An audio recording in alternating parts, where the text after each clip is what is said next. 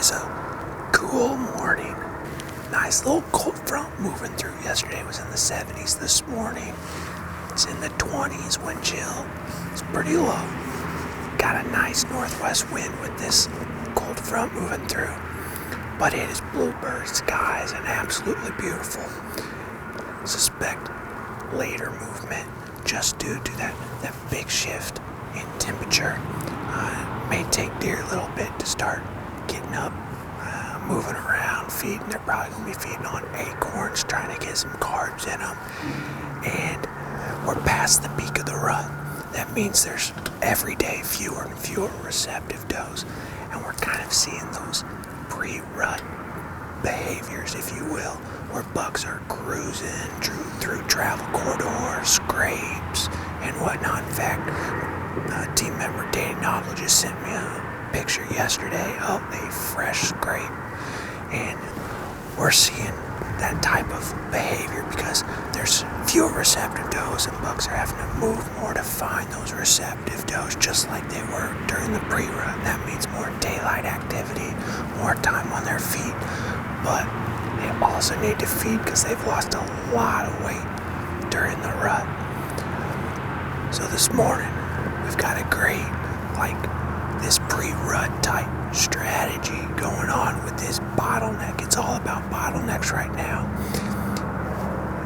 Right behind us is a very steep bluff, and it's kind of thick. I mean, the bluff's only 30 yards behind us. We're right on top here, but it's very thick. Not a lot of deer can get behind us. And then right out in front of us, about 60 yards up there, is an old fence.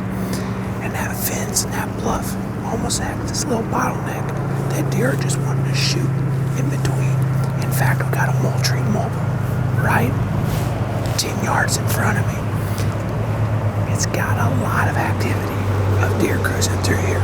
Does coming in through the morning, and there's some good bucks cruising through here. Double barrel, nice little 10-pointer, and a big 9-pointer we call Big Sal.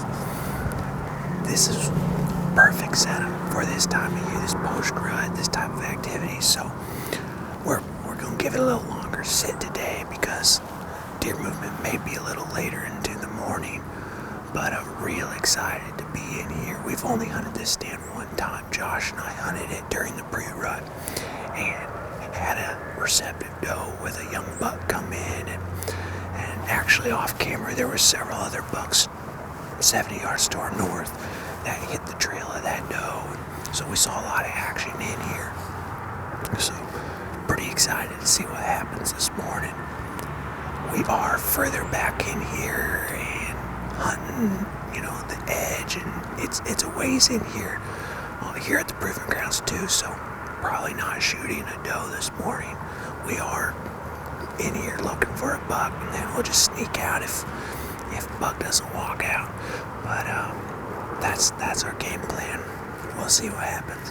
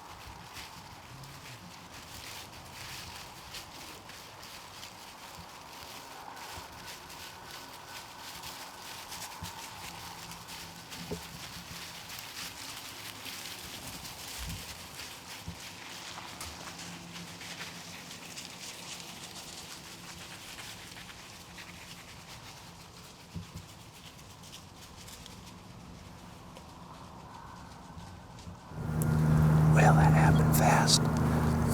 Looked to the north and looked like a pile of deer coming, and sure enough, it was a pile of deer. A bunch of does and fawns. Travel corridor. They were moving. I'm sure they were cold, and they were moving to a food source or a sunny slope, because wherever they were going, they were wanting to get there fast. But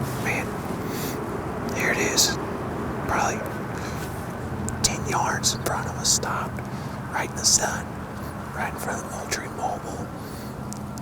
But there's a picture on their video.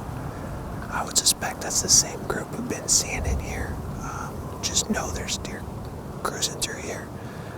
And here it is, 9 o'clock.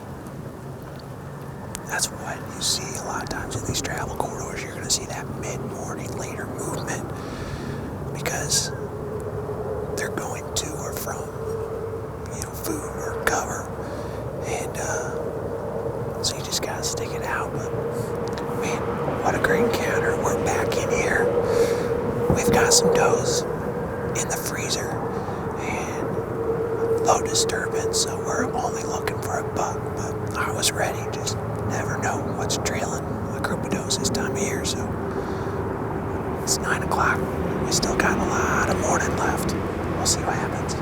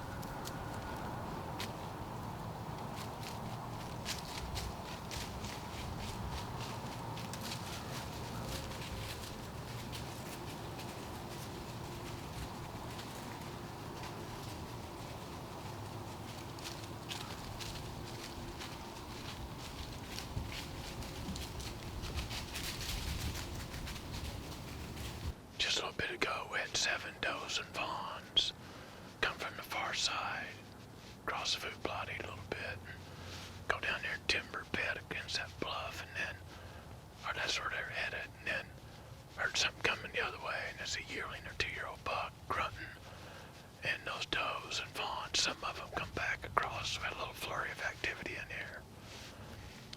I thought it would be late, said that this morning when it's colder than normal, especially way colder than normal, more than 10% colder than normal.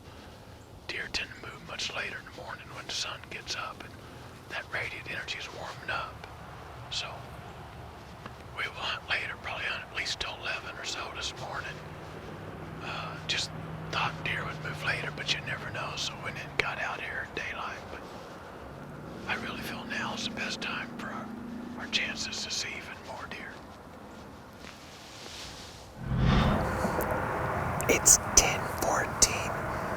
Just got a text from Grant.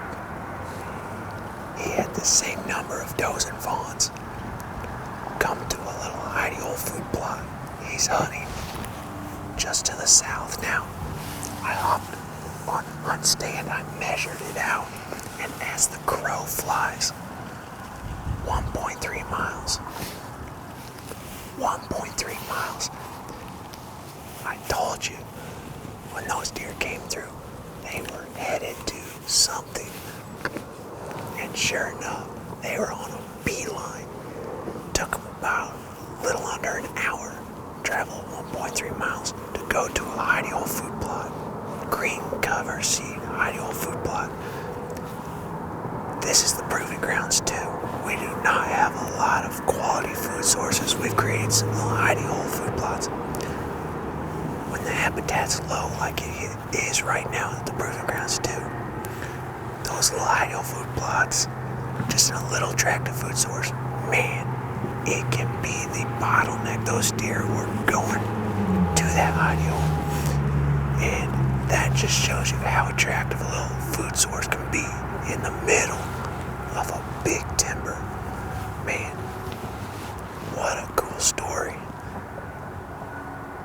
And Grant got a show out of it too. We both are seeing deer, even though they're the same group of deer. We both are seeing them. He's hunting the food source. I'm hunting a travel corridor. It's just a really cool encounter. Man, it's a neat morning.